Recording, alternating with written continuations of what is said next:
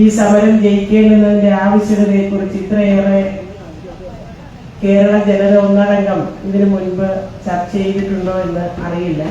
എന്തായാലും വളരെ സവിശേഷമായ ഒരു രീതിയിലാണ് ആശാവർക്കർമാർ ഫെബ്രുവരി 10 ആരംഭിച്ച ഈ സമരം ഇന്ന് കേരളത്തിൽ മുന്നോട്ട് പോകുന്നത്.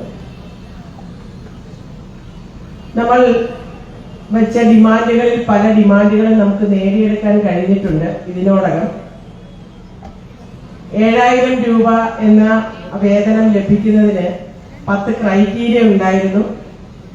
അതൊരു ജനാധിപത്യ സംവിധാനത്തിന് തീരെ യോജിക്കാത്ത ഒരു നിലപാടാണ് എന്ന് ക്രൈറ്റീരിയ കൊണ്ടുവന്ന് 2019 മുതൽ നമ്മുടെ സംഘടന ശക്തമായി അതിനുള്ള എതിരെ നമ്മുടെ പ്രതിഷേധം അറിയിച്ചു.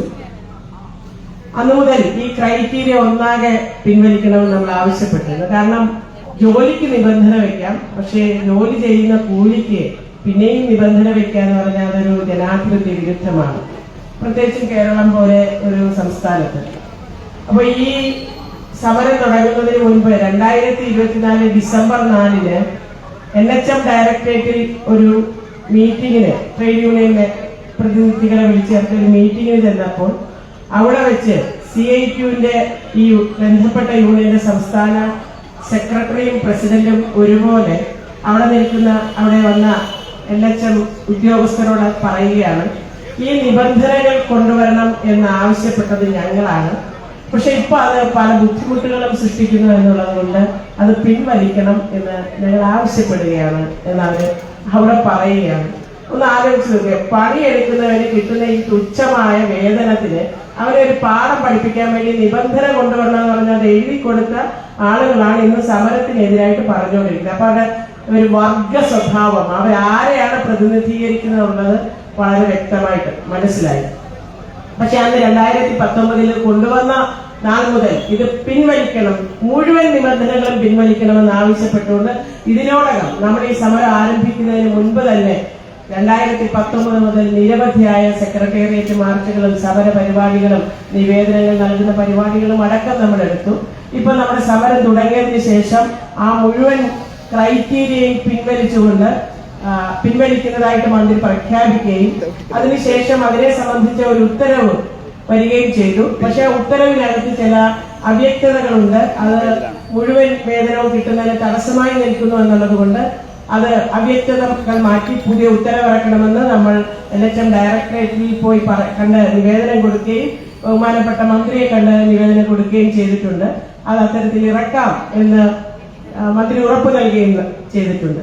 കൂടാതെ 2022 മാർച്ച് 2 ആശാവർക്കർമാരുടെ വിരമിക്കൽ പ്രായം പ്രഖ്യാപിച്ചു, 62 വയസ്സ്. അതിനു മുമ്പ് ജനുവരി 7 മന്ത്രി വിളിച്ചു ചേർത്ത ഒരു ചർച്ചയിൽ ഈ വിഷയം അവതരിപ്പിച്ചപ്പോൾ കേന്ദ്ര ഗവൺമെന്റ് ആശാവർക്കർമാരുടെ വിരമിക്കൽ പ്രായം നിശ്ചയിക്കണം എന്ന് ആവശ്യപ്പെട്ടിരിക്കുന്നു എന്ന് പറഞ്ഞപ്പോൾ, കാരണം ഈ ആശാവർക്കർമാരെ നിയമിക്കുമ്പോൾ എത്ര വയസ്സ് വരെ വേണമെങ്കിലും പണിയെടുക്കാം എന്നുള്ളതായിരുന്നു തുടക്കത്തിലെ ഒരു രീതി. ഇങ്ങനെ പറഞ്ഞപ്പോൾ നമ്മുടെ സംഘടന മാത്രം നമ്മൾ ആവശ്യപ്പെട്ടു. അന്ന് അവിടെ CITU, INTUC, STU ഈ യൂണിയനുകളും നമ്മളെ കൂടാതെ ഉണ്ടായിരുന്നു. അവരെല്ലാവരും ഏജിനെ സംബന്ധിച്ച് 62 or 65 എന്ന് പറഞ്ഞപ്പോൾ നമ്മൾ ഏത് പ്രായമാണെങ്കിലും വിരമിക്കൽ ആനുകൂല്യം പ്രഖ്യാപിച്ചതിന് ശേഷം മാത്രമേ വിരമിക്കൽ പ്രായത്തെ സംബന്ധിച്ചൊരു പ്രഖ്യാപനം നടത്താവുള്ളൂ എന്ന് നമ്മൾ ആവശ്യപ്പെട്ടു. കാരണം 17-18 വർഷം കേരളത്തിലെ പൊതുജനാരോഗ്യ മേഖലയ്ക്ക് വേണ്ടി പണിയെടുക്കുന്ന ഈ സ്ത്രീകൾ, അതിനു മുമ്പ് MSS എന്ന പേരിൽ ഇത്രയും കാലയളവ് തന്നെ പണിയെടുത്ത ഒരു പൈസയും വാങ്ങിക്കാതെ പണിയെടുത്ത ഈ സ്ത്രീകൾ, ഈ തൊഴില് തന്നെ അവർക്ക് നൽകിയ ശാരീരികമായ അവശതകളും ബുദ്ധിമുട്ടുകളുമുണ്ട്. അതെല്ലാമായി അവർ 62 വയസ്സ് പൂർത്തിയായി ഇറങ്ങുമ്പോൾ അവരുടെ മുന്നിൽ ജീവിതത്തിൽ വലിയ ചോദ്യചിഹ്നമാണ്. ഒന്നുമില്ല മുന്നിൽ പ്രതീക്ഷിക്കാനായിട്ട്. കിട്ടിക്കൊണ്ടിരിക്കുന്ന ഈ തുച്ഛ വരുമാനം പോലും 62 വയസ്സ് പൂർത്തിയായി കഴിഞ്ഞാൽ അത് പിന്നെ നിൽക്കുകയാണ്, വലിയ പ്രതിസന്ധികൾ സൃഷ്ടിക്കുക. അതുകൊണ്ട് ഒരു ജനാധിപത്യ ഭരണ സംവിധാനത്തിന് യോജിച്ച രീതിയിൽ ഈ വിഷയം കൈകാര്യം ചെയ്യണം എന്ന് നമ്മൾ ആവശ്യപ്പെട്ടിട്ട് അവർ അന്ന് നമ്മുടെ മുന്നിൽ പറഞ്ഞത് കേന്ദ്ര ഗവൺമെന്റിന്റെ പദ്ധതിയാണ്, അതുകൊണ്ട് സർക്കാരിന് സംസ്ഥാനത്തിനായി തീരുമാനമെടുക്കാൻ കഴിയില്ല എന്നവർ പറഞ്ഞപ്പോൾ 2020 മുതൽ പശ്ചിമ ബംഗാളിൽ വിരമിക്കുന്ന ആശാ വർക്കർമാർക്കും അംഗൻവാടി വർക്കർമാർക്കും 3 ലക്ഷം രൂപ വീതം കൊടുത്തുകൊണ്ടിരിക്കുന്ന ഗവൺമെന്റ് ഓർഡർ നമ്മൾ മന്ത്രി അടക്കം കാണിച്ചു. അപ്പൊ അവർ നിശബ്ദരായിട്ട് പിന്നീട് മാർച്ച് 2 ഈ ഉത്തരവ് വരുന്നതാണ് നമ്മൾ കാണുന്നത്. ആ ഉത്തരവ് വന്ന നിമിഷം തന്നെ നമ്മൾ NHM ഡയറക്ടറേറ്റിന് മുന്നിൽ വലിയ പ്രതിഷേധ പരിപാടി എടുത്തു. ഇന്ന് നൽകുന്നത് പോലെ മാധ്യമങ്ങൾ വലിയ വാർത്താ പ്രാധാന്യം നൽകി. അന്ന് ആശാ ഫെസ്റ്റ് നടക്കുന്ന സമയമായിരുന്നു മാർച്ച് മാസം. നമ്മൾ ഈ ഉത്തരവ് പിൻവലിക്കണമെന്ന് ആവശ്യപ്പെട്ടുകൊണ്ട് ബംഗാൾ സർക്കാരിന്റെ വിരമിക്കൽ ആനുകൂല്യം നൽകുന്ന ഗവൺമെന്റ് ഉത്തരവിന്റെ കോപ്പി ബാക്കിൽ അടിച്ചുകൊണ്ട് കേരളമെമ്പാടും ആയിരക്കണക്കിന് നോട്ടീസ് അടിച്ച് ആശാവർക്കർമാരുടെ ഇടയിൽ വിതരണം ചെയ്ത് വലിയ പ്രതിഷേധം ആശാവർക്കർമാരുടെ ഇടയിൽ നിന്നുണ്ടായി വന്നപ്പോൾ 1-2 ആഴ്ചക്കുള്ളിൽ ഇത് വലിയൊരു ഇഷ്യൂ ആയി വന്നപ്പോഴത്തേക്ക് മന്ത്രി അത് പത്രക്കാരി വെച്ചപ്പോൾ അത്തരം ഒരു ഉത്തരവിറക്കിയത് മന്ത്രി അറിയാതെയാണ്, ഓഫീസ് അറിയാതെയാണ്, അതോടെ അത് മരവിപ്പിച്ചിരിക്കുന്നു എന്ന് പറഞ്ഞു. മരവിക്കുന്നത് ഒരു ഉത്തരവല്ല, അതൊരു വാക്കാൽ പറഞ്ഞ കാര്യമാണ്. അതുകൊണ്ട് അത് പിൻവലിക്കണം, അത് പിൻവലിച്ചുകൊണ്ടുള്ള ഉത്തരവിറക്കണമെന്ന് നമ്മൾ അന്ന് മുതൽ ആവശ്യപ്പെട്ടുകൊണ്ടിരുന്നതാണ്. ഇപ്പോൾ നമ്മുടെ ഈ സമരം ആരംഭിച്ചതിന് ശേഷം ആ ഉത്തരവ് മരവിപ്പിച്ചുകൊണ്ടുള്ള പുതിയ ഉത്തരവ് വന്നു. അങ്ങനെ നിരവധി ഡിമാൻഡുകൾ നമുക്ക് ഈ സമരത്തിലൂടെ നേടിയെടുക്കാൻ കഴിഞ്ഞു. അതിലേറെ പ്രധാനപ്പെട്ടത് ആശാവർക്കർമാർ എന്ന് പറയുന്ന ഒരു തൊഴിൽ വിഭാഗം കേരളത്തിൽ ഉണ്ട് എന്നുള്ളതും ആ തൊഴിൽ വിഭാഗം ന്യായമായ തൊഴിലവകാശങ്ങൾ നേടിയെടുക്കേണ്ടുന്ന ഒരു തൊഴിൽ വിഭാഗമാണ് എന്നുള്ളതും കേരള സമൂഹത്തെ ബോധ്യപ്പെടുത്തി കൊടുക്കാൻ നമ്മുടെ ഈ സമരത്തിലൂടെ നമുക്ക് കഴിഞ്ഞു. അതുകൂടാതെ സർക്കാർ ഇപ്പോൾ ഒരു കമ്മിറ്റിയെ വെച്ചിരിക്കുകയാണ്, ആശാവർക്കർമാരുടെ വിഷയം പഠിക്കുന്നതിന് വേണ്ടി. അതിൽ ഈ വേതന വർധന ഉൾപ്പെടെയുള്ള വിഷയങ്ങൾ ഉൾപ്പെടുത്തിക്കൊണ്ടാണ് ഒരു കമ്മിറ്റിയെ വെച്ചിരിക്കുന്നത്. അത്തരത്തിലൊരു കമ്മിറ്റിയെ വെക്കുന്നതിന് സർക്കാരിനെ നിർബന്ധിതമാക്കിയത് ആശാവർക്കർമാരുടെ വിഷയം സർക്കാർ ഗൗരവമായി പരിഗണിക്കേണ്ടതാണ്, പരിശോധിക്കേണ്ടതാണ്, പരിഹാരം കണ്ടെത്തേണ്ടതാണ് എന്നുള്ള നമ്മുടെ അത് മുന്നോട്ട് വെച്ചുകൊണ്ടുള്ള നമ്മുടെ സമരത്തിലൂടെയാണ്. അതിനെല്ലാം ഉപരിയായി ഇന്ന് ആശാവർക്കർമാർക്ക് അന്തസ്സോടെ ഒരു തൊഴിൽ വിഭാഗം എന്നുള്ള നിലയിൽ പണിയെടുക്കുവാൻ കഴിയുന്ന ഒരു സാഹചര്യം കേരളത്തിൽ ഉണ്ടാക്കിയെടുക്കുവാൻ നമ്മുടെ ഈ സമരത്തിലൂടെ നമുക്ക് കഴിഞ്ഞിട്ടുണ്ട്. കാരണം അന്ന് ഈ സമരത്തിന് മുൻപ് വരെ ആരെന്ത് ജോലി കൊടുത്താലും അത് പഞ്ചായത്തിൽ നിന്നാണെങ്കിലും ഹെൽത്ത് ഡിപ്പാർട്ട്മെന്റിൽ നിന്നാണെങ്കിലും എവിടെ നിന്നാണെങ്കിലും എന്തിന് പേപ്പട്ടി ചത്തി കിടന്നാൽ അത് ആശാവർക്കർമാര് കുഴിച്ചു മൂടണം എന്ന് പറയുന്ന പഞ്ചായത്തുകൾ വരെ ഉണ്ട്. അത് അമ്മായിയച്ഛൻ മരിച്ചു കിടക്കുന്ന ഒരു ആശാവർക്കറെ വിളിച്ചിട്ട് അവിടുത്തെ പഞ്ചായത്ത് മെമ്പർ പറയുന്നത് നിങ്ങൾ ഉടനടി വന്ന് ഈ പേപ്പട്ടി ചത്ത് കിടക്കുന്നതിനെ കുഴിച്ചിടണമെന്നാണ് പറയുന്നത്. അപ്പൊ അത്തരത്തിൽ എവിടുന്ന് പണി വന്നാലും അത് മൊത്തം ആശാവർക്കർമാരുടെ തലയിലേക്ക് വരുന്ന ഒരു സ്ഥിതി ഉണ്ടായിരുന്നു. അത് ഭയന്ന് മറുപടിയൊന്നും പറയാതെ ആളുകൾ ആശാവർക്കർമാർ അത് ഏറ്റെടുക്കുന്ന അവസ്ഥയായിരുന്നു. മറിച്ച് സമരം തുടങ്ങിയതിൽ പിന്നെ എന്താണ് ആശാവർക്കർമാരുടെ ഡ്യൂട്ടി? കേന്ദ്ര ഗവൺമെന്റ് സ്കീമാണ്. ആ സ്കീമിൽപ്പെട്ട് ആശാവർക്കർമാർക്ക് നിശ്ചയിച്ചിട്ടുള്ള ജോലികളുണ്ട്. അതെന്താണ് എന്ന് കൃത്യത വരുത്താൻ നമുക്ക് ഈ സമരത്തിലൂടെ കഴിഞ്ഞിട്ടുണ്ട്. അതിന്റെ ഒരു ഓർഡർ 1-2 ദിവസത്തിനകം ആശാവർക്കർമാരുടെ ജോലിയെ സംബന്ധിച്ചുള്ള അതെന്തൊക്കെ ജോലിയാണ് ചെയ്യേണ്ടത് എന്നുള്ളതിനെ സംബന്ധിച്ച് ഒരു സർക്കുലർ, അടുത്ത സർക്കുലർ ഉടനെ വരുമെന്നാണ് മന്ത്രി നമ്മളോട് പറഞ്ഞിരിക്കുന്നത്. എന്തായാലും ഇത്തരത്തിലുള്ള നിരവധിയായ നേട്ടങ്ങൾ ഉണ്ടാക്കിയെടുക്കാൻ ഈ ആശാ സമരത്തിലൂടെ, ഈ 104 ദിവസത്തിന്റെ സമരത്തിലൂടെ നമുക്ക് കഴിഞ്ഞു. പക്ഷെ ഏറ്റവും പ്രധാനപ്പെട്ട 2 ഡിമാൻഡുകൾ വേതനം വർദ്ധിപ്പിക്കുന്നതും വിരമിക്കൽ ആനുകൂല്യത്തെ സംബന്ധിച്ചും തീരുമാനമെടുക്കാത്തത് കൊണ്ടാണ് നമ്മുടെ ഈ സമരം ഇന്ന് മുന്നോട്ട് പോയിക്കൊണ്ടിരിക്കുന്നത്.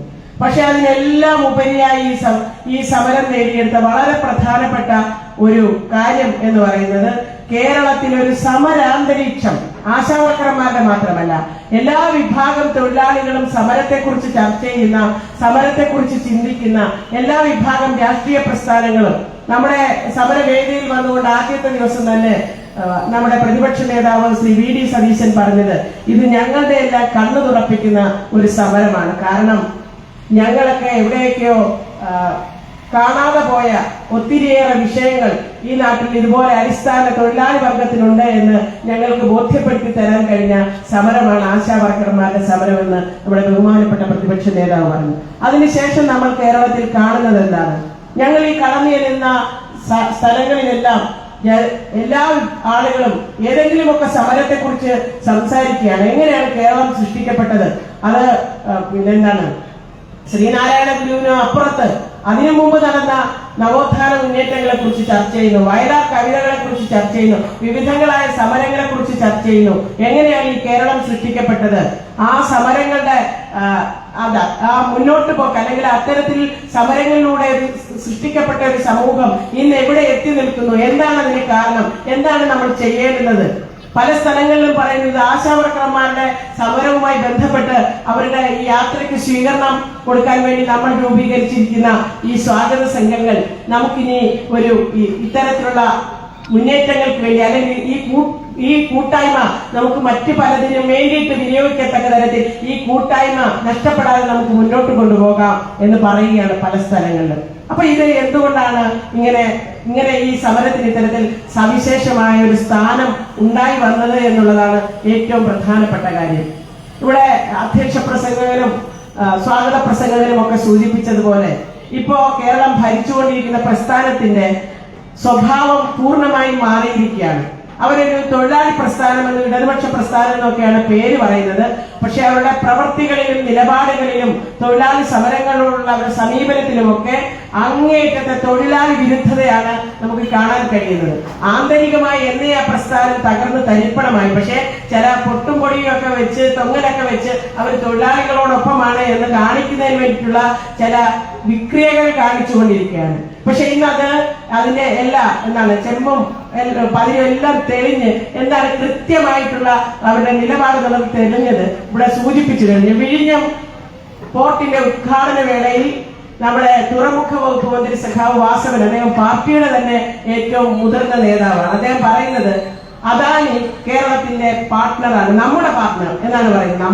നമ്മുടെ അല്ല, അവരുടെ പാർട്ട്ണറാണ് എന്ന് പറയുകയാണ്. അപ്പോൾ നമ്മുടെ ഇന്ത്യൻ പ്രധാനമന്ത്രി ആ വേദിയിലുണ്ട്. അദ്ദേഹം വളരെ അത്ഭുതത്തോടെ പറയുകയാണ്. അദ്ദേഹത്തിന്റെ മുഖഭാവമൊക്കെ ശ്രദ്ധിച്ചിട്ടുള്ള ആളുകൾക്കറിയാം. നോക്കൂ, ഇടതുപക്ഷ സർക്കാരിന്റെ പാർട്ട്ണറായി ഈ ഇന്ത്യയിലെ അല്ല ലോകത്തിലെ തന്നെ വലിയൊരു കോർപ്പറേറ്റ് മുതലാളി മാറുന്ന ഒരു സാമൂഹ്യ മാറ്റമാണ് ഈ നാട്ടിലുണ്ടായിക്കൊണ്ടിരിക്കുന്നത്.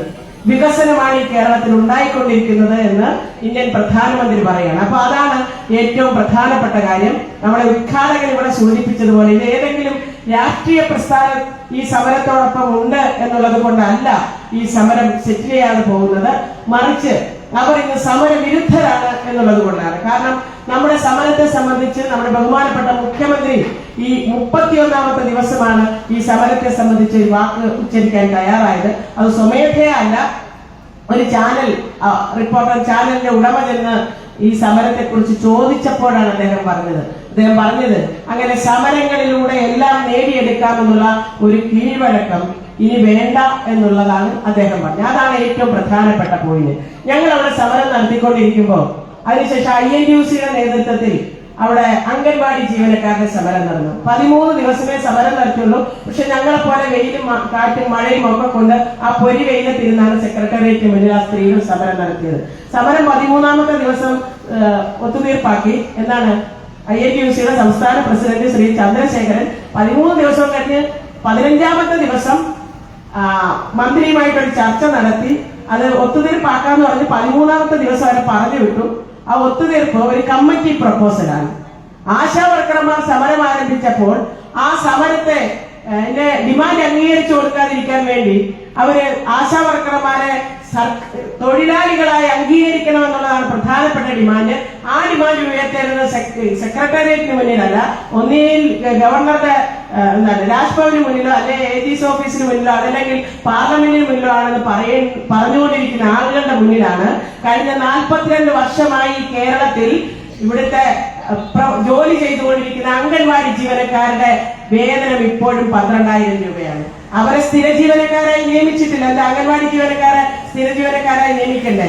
സർക്കാർ ജീവനക്കാരായാലും തൊഴിലാളികളായി അംഗീകരിക്കണ്ടേ? അവർക്കും ഇത്രയും നാൾ പണിയെടുത്തിട്ട് 1200 രൂപ പെൻഷൻ, അതിപ്പോ 6-7 മാസം കുടിശ്ശികയായിരിക്കാണ്. 2 മാസം കഴിഞ്ഞിരിക്കുകയാണ്. ഇന്നും ആ കമ്മിറ്റി അവരെ രൂപീകരിച്ചിട്ടുണ്ടോ എന്ന് ഞങ്ങൾക്കറിയില്ല. അങ്ങനെ ഒരു അറിയിപ്പ് വന്നതായിട്ട് നമ്മൾ എവിടെയും ശ്രദ്ധിച്ചില്ല. നമ്മൾ സമരം നടത്തിക്കൊണ്ടിരിക്കുമ്പോഴാണ് സ്കൂൾ പാചക തൊഴിലാളികൾ സമരം നടത്തുന്നത്. എന്ത് ജീവിതമാണ് പണിയെടുക്കുന്നതിന്? എന്ത് ജീവിതമാണ് തൊഴിലാളിയുടെ? എന്ത് കഷ്ടപ്പാടാണ്? അവിടെ വന്ന മനുഷ്യരെയൊക്കെ ഒന്ന് നോക്കണം. നടക്കാൻ വയ്യ, കാലും കൈയൊക്കെ വളഞ്ഞ് കൂനി ഈ സ്കൂളുകളിൽ പോയി കുഞ്ഞുങ്ങൾക്ക് ഭക്ഷണം ഉണ്ടാക്കി കൊടുത്തോണ്ടിരിക്കുന്ന ആളുകളാണ്. എന്ത് പരിഗണനയാണ് ഇവർ നൽകുന്നത്? എന്നിട്ട് അവരുടെ പ്രശ്നം പരിഹരിച്ചോ? അതാ ANTUC ഇതുപോലുള്ള ചടങ്ങുകളിൽ വലിയ വലിയ പ്രസംഗങ്ങൾ നടത്തുന്നത് ഉചിതമല്ല എന്നാണ്. ഏതായാലും ഈ പരിപാടി ഔപചാരികമായി ഉദ്ഘാടനം ചെയ്തതായിട്ട് പ്രഖ്യാപിച്ചു. അപ്പോൾ നമുക്കറിയാം സ്വാഗത പ്രസംഗം അതുപോലെ തന്നെ അധ്യക്ഷനൊക്കെ പോയി കേരളത്തിന്റെ മനസാക്ഷിയെ പിടിച്ചുലച്ച ഒരു സമരം ആശ പത്തണ്ട.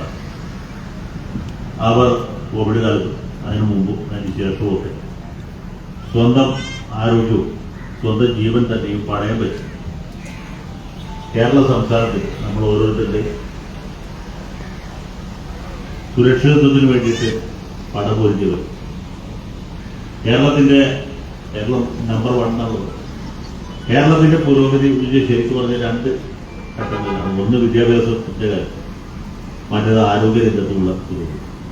ആരോഗ്യരംഗത്തുള്ള പുരോഗതി എന്ന് പറയുന്നത് 2016 ആരംഭിച്ചാൽ അല്ലെങ്കിൽ കഴിഞ്ഞ 9 കൊല്ലം തുടങ്ങിയതാണ്. ഇത് രാജഭരണകാലം മുതൽക്ക് കേരളത്തിൽ ഈ ആരോഗ്യരംഗത്തുണ്ടായ പുരോഗതി. പിന്നീട് മാറി മാറി വന്ന സർക്കാരുകൾ ആ രംഗത്ത് വലിയ ശ്രദ്ധ പതിപ്പിക്കും എന്നുള്ളത്. പൊതുജന ആരോഗ്യ മേഖലയിൽ വലിയ പുരോഗതി ഉണ്ടായി എന്നുള്ള സാധനം. അത് ഏതെങ്കിലും 1-2 മന്ത്രിമാരുടെ മേന്മകളുണ്ടായത് അല്ലെങ്കിൽ മാറി മാറി വന്ന സർക്കാരുകളുടെ പുരോഗതി. ആരോഗ്യരംഗത്ത് പൊതുവെ തന്നെ മലയാളികൾ ചെലുത്തിയ ശ്രദ്ധയുടെ ഭാഗം അതിൽ ഡോക്ടർമാർ പങ്കുവെച്ചു, നഴ്സിംഗ് വിഭാഗത്തിൽ ജോലി കൊടുത്തു, മറ്റ് പ്രവർത്തകർ, സാധാരണക്കാർക്ക് തന്നെ ആരോഗ്യത്തെക്കുറിച്ചുള്ള ആ ചിന്ത, അതിനെക്കുറിച്ചുള്ള ആകാംക്ഷ, അതിനൊരു കാരണം.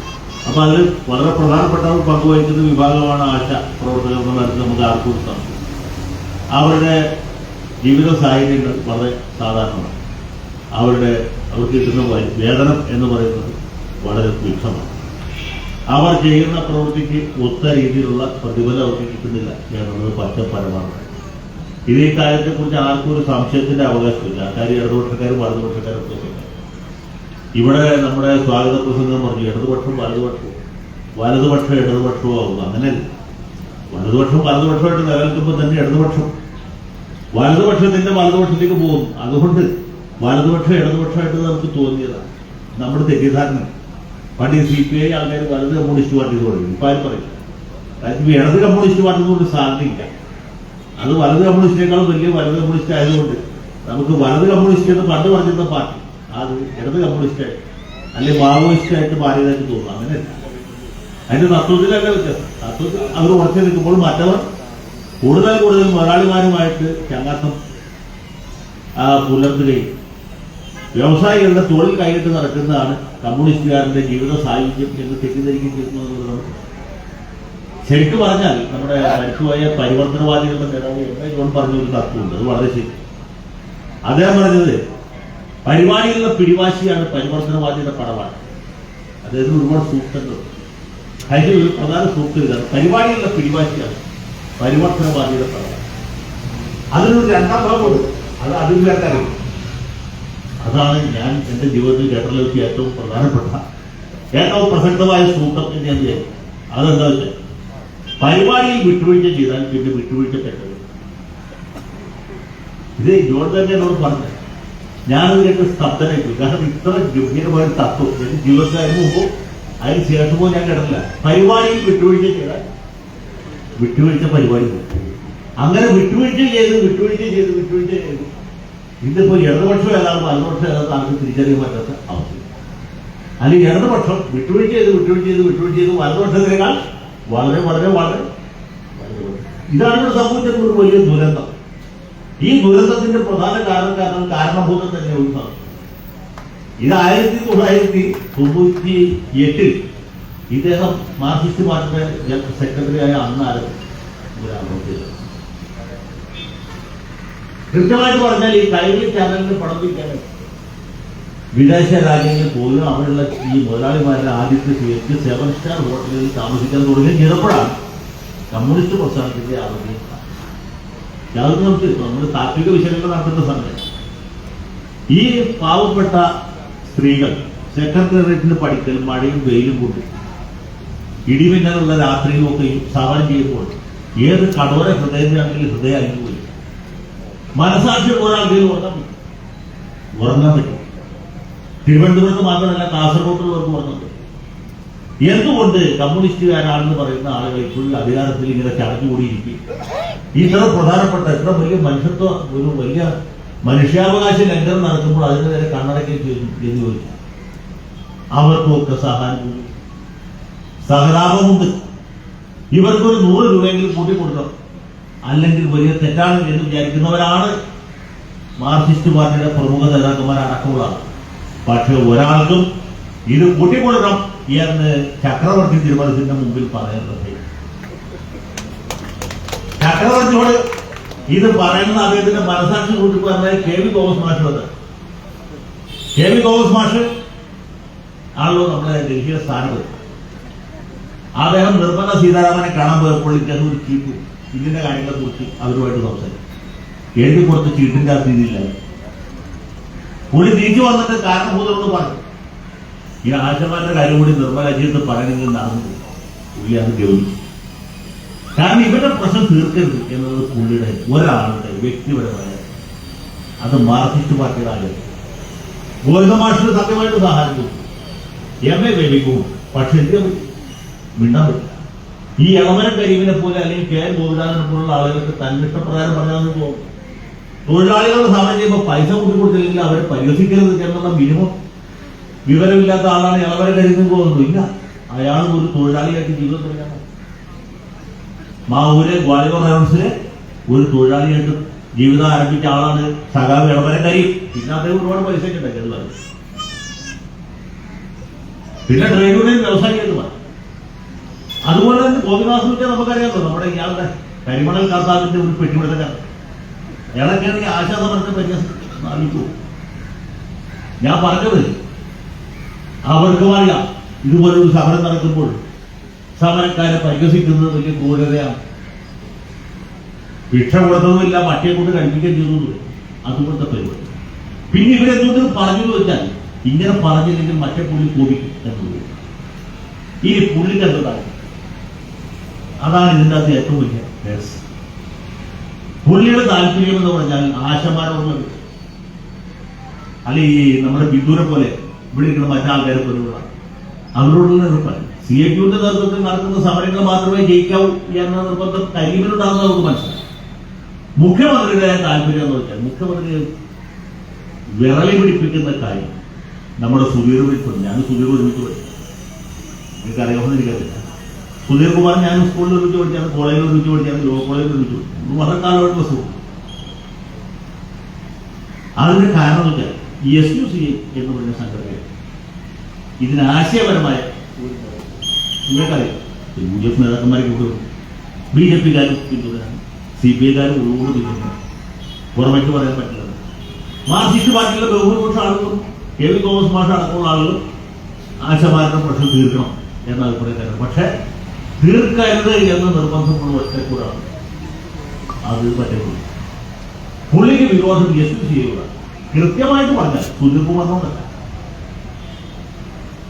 അദ്ദേഹത്തിന് വിരോധം, അദ്ദേഹത്തിന് വൈരാഗ്യം നമ്മുടെ മിനി